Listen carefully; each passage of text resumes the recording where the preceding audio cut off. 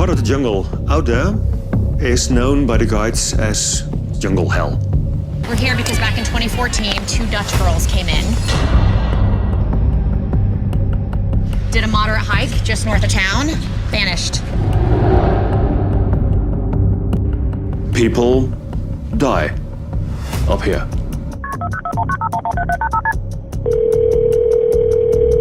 They're creepy. They're Blair Witch Project.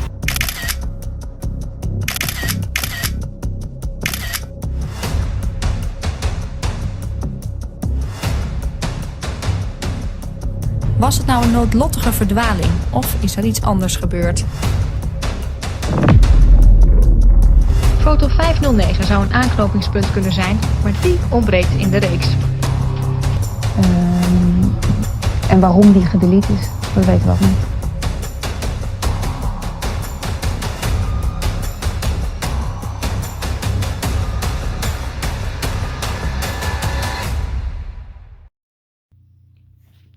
Samedi, le 15 mars 2014, 2 jeunes Hollandaises s'envolent vers le Panama pour y faire un voyage et également faire du bénévolat auprès de la communauté panaméenne.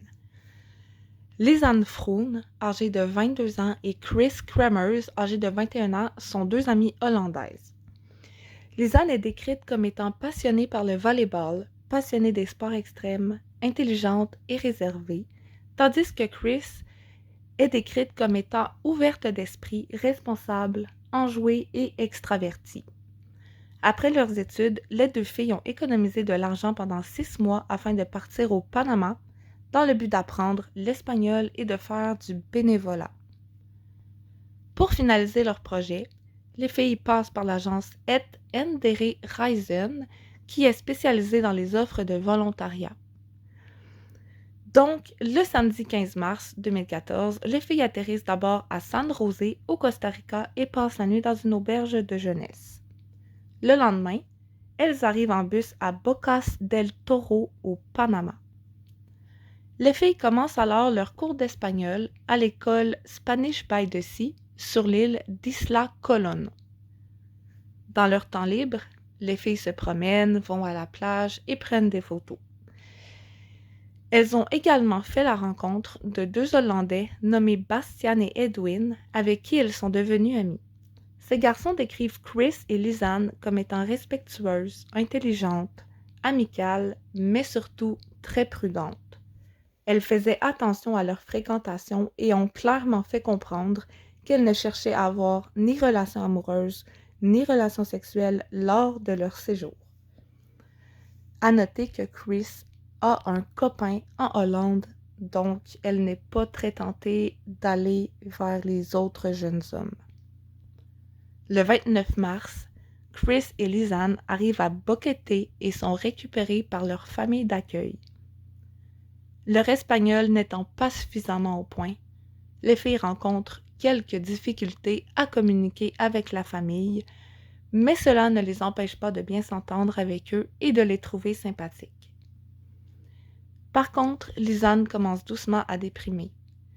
Ses parents lui manquent, elle est déstabilisée et même si leur famille d'accueil est très gentille, elle a du mal à se sentir à l'aise. Elle tente malgré tout de rester positive et de tirer le mieux de cette épreuve. Le 30 mars 2014, les filles visitent la ville de Boquete dans la matinée avant de partir pour leur école dans l'après-midi pour s'informer sur les activités de volontariat censées se dérouler le lendemain avec Aura, une Panaméenne responsable d'un établissement pour enfants. Les filles vont par la suite réserver une excursion avec un guide non certifié nommé Feliciano pour les prochains jours. Le lendemain, les filles vont pour rencontrer Aura, mais cette dernière, qui s'est montrée très désagréable, leur explique que les activités des bénévoles commenceront seulement la semaine prochaine. Déstabilisées par cette information, les filles vont demander des explications à l'école qui ne saura quoi leur répondre. Ayant donc une semaine de libre, Chris et Lisanne décident le 1er avril 2014 de faire de la randonnée juste toutes les deux à El Pianista, un sentier très touristique qui montent un peu comme des notes de piano. Elles partent dans la matinée en compagnie de Blue, le chien de leur famille d'accueil. À 13h, les filles atteignent le sommet nommé le Mirador et vont continuer à s'aventurer un peu plus loin dans la jungle. À 13h39, leur téléphone perd contact avec le réseau. Au cours de leur périple, les filles vont prendre une trentaine de photos de ce qui apparaît être un voyage tout à fait normal. Mais étrangement, à 16h39, le téléphone de Chris appelle le 112, le numéro d'urgence européen. À 16h51, c'est au tour du téléphone de Lisanne d'appeler le 112. À chaque appel, le réseau téléphonique inexistant dans la forêt empêche la communication de se faire. Dans la soirée, le chien Blue rentre à la famille d'accueil seul. Sur le coup, la famille d'accueil des filles ne s'inquiète pas trop, se disant qu'elles étaient sans doute allées boire un verre ou qu'elles avaient rencontré des amis entre-temps et qu'elles rentreraient dans la nuit. Le lendemain, le 2 avril, les filles ne sont toujours pas rentrées et manquent leur rendez-vous avec le guide touristique Feliciano. On découvrira plus tard que cette matinée, à 6h58, Lisanne avait tenté d'appeler le 112. Ne voyant pas les jeunes Hollandaises se présenter au rendez-vous, Feliciano se rend chez la famille d'accueil des filles avec Eileen, la manager de l'école. Il est dit que Feliciano et Eileen avaient eu accès à la chambre des filles où ils y étaient restés un moment. Entre 8h14 et 13h56, les filles vont à nouveau tenter de passer plusieurs appels au 112, puis au 911. Dans l'après-midi, Feliciano serait retourné dans la chambre des filles seul à plusieurs reprises. Dans l'après-midi, cette même journée, Eileen va contacter Ingrid Lomers, la propriétaire des écoles Spanish at the Sea, qui collabore avec l'agence Et Endere Reisen par laquelle les filles sont passées pour leur voyage. Elle la prévient que Chris Kramers et Lisanne Froome ne sont pas revenus de leur randonnée depuis hier. Ne se trouvant actuellement pas au Panama, Ingrid lui conseille de prévenir directement la police, ce qu'elle fait. Dans la nuit du 3 avril, Eileen contacte les parents de Lisanne, Dini et Peter Froome, et leur révèle que leur fille et son amie n'ont pas été revues depuis le 1er avril. Dini va alors appeler Judith, la directrice de l'agence, pour la prévenir de la situation. Plus tard, la famille de Chris est également prévenue et contacte Eileen pour en savoir plus. Dans la matinée du 3 avril, Dini Froome contacte le ministère hollandais des Affaires étrangères. Le même jour, vers 8h, les premières recherches commencent avec la Sistema Nacional de Protection Civil qui va chercher les filles avec un hélicoptère. À 9h33, le téléphone de Chris appelle le 911. Entre 13h30 et 16h19, leurs téléphones vont s'allumer et s'éteindre plusieurs fois pour vérifier le signal. La même journée, Feliciano, le guide, commence à faire des recherches jusqu'au Mirador. On est maintenant le 4 avril 2014, entre 4h50 et 13h42. Les téléphones des filles vont de nouveau s'allumer pour vérifier tour à tour le signal. Mais le téléphone de Lisanne va finir par s'éteindre définitivement par manque de batterie. Le 5 avril, entre 10h50 et 13h37, le téléphone de Chris va s'allumer et s'éteindre 2 fois, mais la deuxième fois, le code PIN n'est pas rentré. On voit qu'il y a eu une tentative, mais ce n'était pas le bon code PIN. Pendant ce temps, les recherches pour retrouver les filles s'accélèrent et sur les réseaux sociaux, Ingrid Lomers va mettre en ligne des photos des filles pour avoir plus de visibilité. Le 6 avril, le téléphone de Chris va à nouveau s'allumer plusieurs fois pour vérifier le signal et à nouveau tenter de rentrer le code PIN qui est erroné. La même journée, les parents de Chris et Lisanne arrivent au Panama. Un couple de touristes français pratiquant la randonnée à plusieurs kilomètres d'El Pianista ont été surpris de constater la présence de plusieurs policiers et sauveteurs. Et alors qu'ils se trouvent à un poste de garde, un homme leur aurait raconté quelque chose d'effrayant. Le 5 avril, il prétend avoir entendu des cris terrifiés de femmes un bruit de chute et avoir vu par la suite 3 hommes s'enfuir sur le sentier. Du 7 au 10 avril, il y a eu 90 tentatives d'entrer le code PIN du téléphone de Chris. Le 14 avril, toujours sans aucune trace des 2 filles, les recherches sont définitivement arrêtées. 2 mois plus tard, le 13 juin 2014, dans le village Alto Romero, qui se trouve à 8 heures de marche du sommet d'El Pianista, autrement dit le Mirador, une indigène découvre un sac à dos près de la rivière. Le sac, qui est parfaitement conservé, est remis à la police. À l'intérieur, on y retrouve 2 téléphones, 2 paires de lunettes de soleil, 2 soutiens-gorge, l'appareil photo de Lisanne, un passeport appartenant à Lisanne, une carte d'assurance appartenant à Chris, ainsi qu'une bouteille d'eau à moitié remplie et 83 $. Lorsque les policiers fouillent le contenu des téléphones et de l'appareil photo, ils découvrent alors les photos des filles prises le 1er avril au début de leur randonnée, ainsi que les nombreux appels passés au 112 et 911, mais ils découvrent également des images à la fois intrigantes et inquiétantes. Juste après la dernière photo prise de jour lors de la randonnée, on découvre des photos prises de nuit entre 1h et 4h du matin. Sur la série de 90 photos prises de nuit, 87 ne montraient rien d'autre que le noir complet. Les enquêteurs se demandent si ces photos ont bien été prises par Chris et Lisanne. Si c'est le cas, quel était le but de ces photos? La théorie la plus plausible est que les filles cherchaient à utiliser le flash de l'appareil pour retrouver leur chemin la nuit. Mais par la suite, on découvre un détail assez troublant concernant les photos.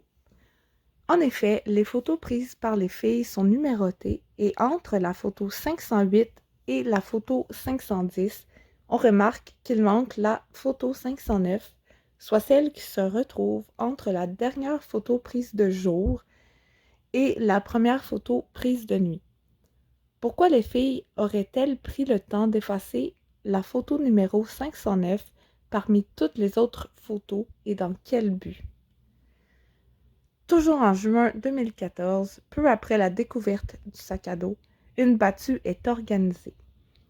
Feliciano, qui est le guide, et une équipe d'indigènes vont retrouver le short en jean de Chris à quelques kilomètres de l'endroit où le sac à dos fut trouvé, non loin d'Alto Romero. La police dit que le short fut retrouvé soigneusement plié sur un rocher, mais les locaux affirment qu'il a en fait été retrouvé dans la rivière. Près de l'endroit où le sac à dos fut retrouvé, Feliciano fera également la macabre découverte d'un morceau de pelvis et d'une chaussure avec un pied resté à l'intérieur. Les tests d'ADN révéleront que le pelvis appartient à Chris et que le pied appartient à Lisanne. On trouvera également aux alentours pas moins de 33 ossements et selon les tests ADN, tous appartiennent aux 2 filles, sauf 3 fragments qui ne correspondent à aucun autre ADN. Les ossements des filles et le sac à dos furent tous découverts aux alentours d'Alto Romero, séparés par plusieurs kilomètres. Lorsque les ossements des filles sont analysés, on remarque qu'il reste des bouts de peau sur les os de Lisanne, tandis que les os de Chris ont comme été blanchis. Selon l'anthropologue, il semble que le morceau de peau de Lisanne ait été gardé dans un endroit confiné. Bien que les ossements aient été retrouvés dans les mêmes zones, ceux de Lisanne ont une décomposition différente de ceux de Chris. On se demande alors si Lisanne aurait survécu plus longtemps après Chris et qu'elle aurait été retenue quelque part. Également, pendant l'analyse des ossements, il semblerait que sur le corps de Chris, il y ait un résidu de phosphore qui n'était pas naturel et donc ça provenait de chaux vive, un matériel qu'on utilise pour essayer de camoufler l'odeur des cadavres. Et dans certains cas, ça permet de soit accélérer ou ralentir la décomposition. L'état du sac à dos de Lisanne pourrait confirmer cette hypothèse. En effet, le sac a été retrouvé dans un état impeccable alors qu'il est censé être resté 2 mois dans la forêt tropicale en pleine jungle. Au milieu de la pluie, de la chaleur, de l'humidité et des animaux, il aurait obligatoirement gardé des séquelles de cet environnement. Selon les experts, tout porte à croire que Lisanne ne serait pas morte de cause naturelle liée à une chute ou noyade. Mais le gouvernement du Panama insiste sur le fait que la mort des 2 Hollandaises serait due à un accident. À noter ici que le Panama a une réputation d'être très corrompu. Ce n'est pas bon pour le tourisme du Panama d'avoir des histoires non résolues ou des histoires de trafic ou de meurtre. Donc, ils ont tout fait pour déclarer que c'était une mort accidentelle, tandis que plusieurs éléments restent en suspension et encore sans réponse. Voyons maintenant les autres théories, à part celle du décès accidentel, qui aurait été mortel aux 2 filles. Comme je vous l'ai mentionné, il y a plusieurs zones d'ombre dans cette histoire-là. La police panaméenne s'est empressée de conclure que c'était une mort accidentelle, malgré le fait qu'après l'autopsie des restes qu'on a retrouvés des 2 filles, il a été impossible pour le médecin légiste de déterminer la cause de leur décès. Donc, sur le rapport final, ce n'est pas mentionné que c'est un décès accidentel qui aurait été mortel. C'est vraiment écrit « cause du décès inconnue ». Donc, on peut se poser des questions. Est-ce que les filles auraient été retenues quelque part? Est-ce qu'elles auraient été suivies par quelqu'un dans la jungle? C'est une question qu'on peut se poser et une piste qu'on peut explorer également. Premièrement, le sac à dos qui a été retrouvé intact, c'est impossible dans le sens c'était la saison des pluies en fait au Panama à ce moment-là. Donc, c'est assuré que le contenu du sac à dos aurait été trempé. Et quand les policiers ont retrouvé le sac à dos, en fait, les téléphones étaient chargés, l'appareil photo fonctionnait encore. Donc, c'est questionnable un petit peu comme piste.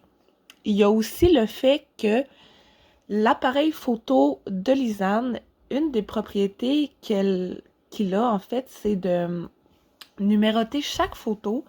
Même quand tu supprimes une photo, les photos restent numérotées. Donc, prenons par exemple la dernière photo qui a été prise de jour, la photo 508, la photo supprimée, la 509.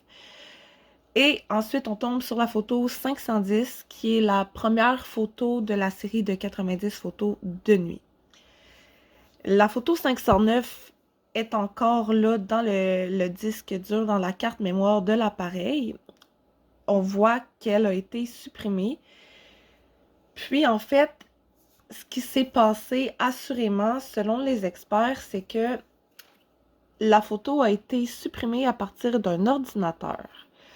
Dans le fond, pour que l'appareil photo laisse cette trace-là, en fait, puis que les photos ont continué après ça d'être prises selon le bon ordre, c'est évident que ça a été fait à partir d'un ordinateur. Donc, on se dit, ben, les filles n'avaient pas accès à un ordinateur, donc c'est pratiquement impossible que ce soit elle qui ait supprimé la photo. En plus, pourquoi elles auraient supprimé cette photo-là particulièrement avant de prendre 90 photos de nuit? Ça ne fait aucun sens.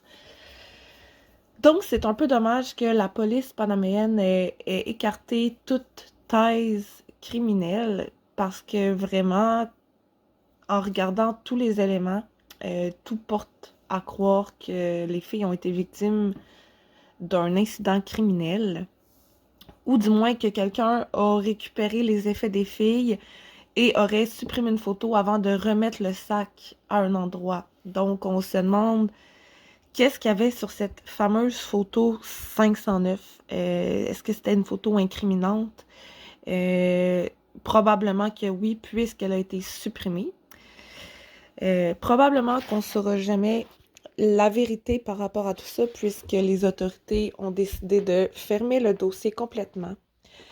Également, on a appris par des locaux que la région est peuplée de tribus indigènes qui vivent dans la jungle, non loin du sentier El Pianista, justement.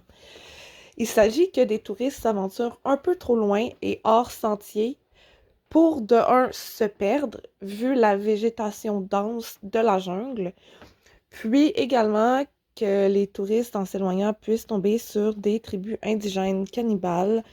Donc, on ne peut pas vraiment écarter cette hypothèse-là, surtout quand on sait que, selon les analyses de la police, les ossements de Chris avaient un résidu de chaux-vive dessus, tandis que ceux de Lisanne n'en avaient pas. Donc, c'est quelqu'un qui a fait ça. Je veux dire, ce n'est pas apparu seul sur les ossements. Donc, c'est quelqu'un qui a fait l'action de mettre de la chaux pour accélérer le processus de décomposition. Donc, ça expliquerait pourquoi les os de Chris étaient comme blanchis versus ceux de Lisanne qui avaient encore des morceaux de chair dessus. Donc, elles ne sont probablement pas décédées au même moment.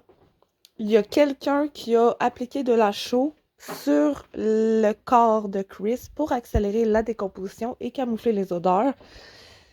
Donc, tous les éléments pointent vraiment vers la thèse criminelle. Mais les hypothèses sont nombreuses. On ne sait vraiment pas qu'est-ce qui a pu arriver. Tous les scénarios que je vous ai mentionnés sont envisageables. Donc, en espérant qu'on sache un jour le fond de l'histoire, parce qu'il y a des familles encore qui attendent des réponses, puis on a retrouvé comme moins de 5% de leur corps, en fait, là, en fragments d'os. Donc, qu'est-ce qui s'est passé cette fameuse soirée-là dans la jungle panaméenne?